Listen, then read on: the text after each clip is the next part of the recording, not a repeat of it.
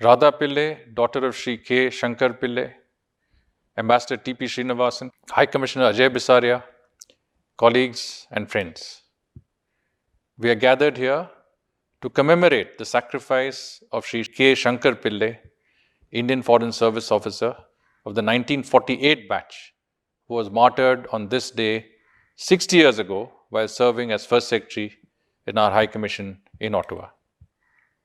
It is fitting that we pay tribute to our senior colleague, whose brilliant career was by a tragic incident, leaving behind a grieving family. The killing was utterly senseless, the work of a mentally deranged individual who sought revenge because his visa application had earlier been rejected. One can only imagine the grief and pain Sri Pillai's passing caused to his family.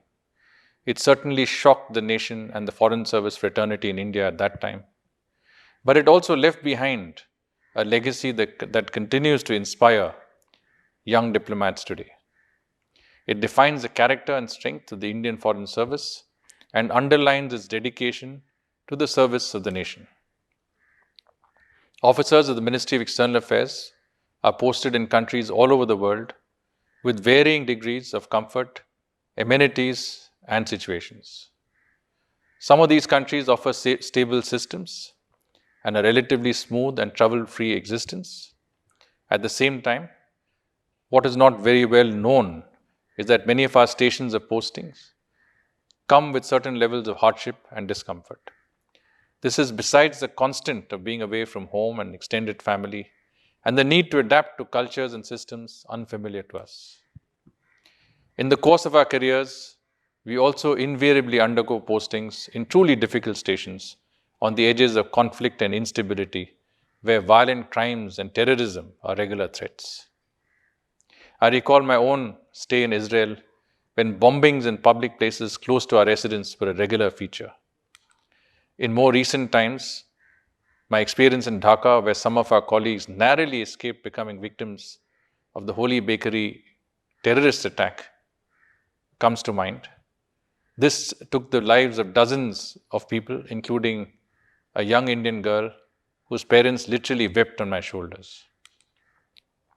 A safe and secure environment is a fundamental requirement for diplomats to work effectively and carry out their primary responsibility to uphold peace and promote friendship and better understanding between the nation they represent and the nation that hosts them.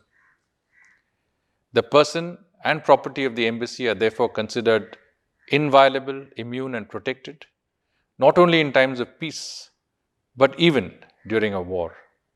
The 1963 Vienna Convention on Consular Relations refers to the security of the consular premises and consular officers and enjoins the receiving state to take all appropriate steps to protect them.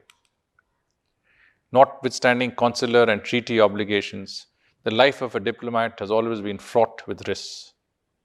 Lord Krishna was threatened with imprisonment when he went as an ambassador to plead the case of the Pandavas in the Kaurav court. Gaius Fulnicius, a Roman envoy to Fidnei, was killed in 438 BC on the orders of Lars Ptolemaeus. In more recent times, our colleague V. Venkat Rao was killed in a terrorist attack in Kabul in 2008. Venkat and I have worked closely together on a number of occasions, including when he was with me in the Northern Division in the ministry.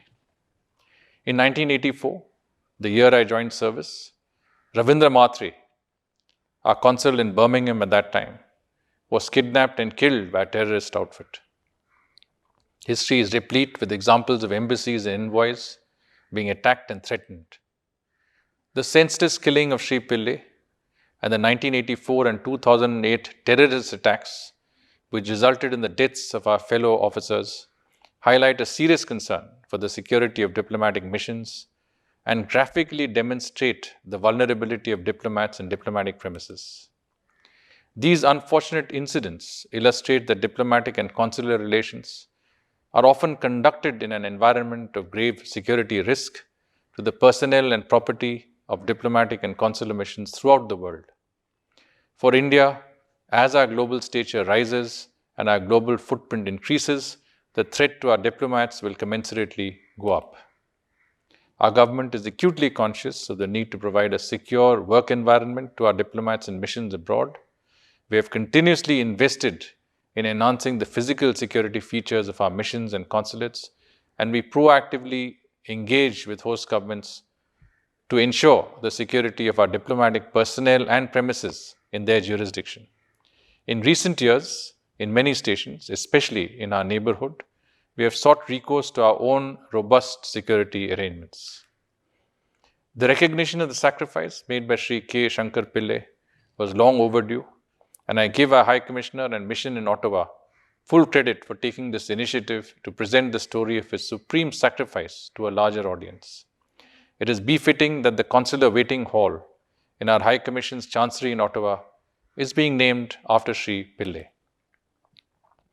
On behalf of all the officers of the Ministry of External Affairs and on behalf of the Indian Foreign Service Association, I convey my most sincere condolences to Radha Pillai and family members of Sri Shankar Pillai and join them in their grief. I also call on our young Foreign Service colleagues to take inspiration from the life and sacrifice of Sri Pillai. I will ask our IFS Association to put out information of Sri Pillai's life and times and his contribution in the service of our nation. Sri Pillai will be continued to be remembered and cherished by the IFS fraternity, and his sacrifice and dedication to duty will forever be remembered. Jai Hind.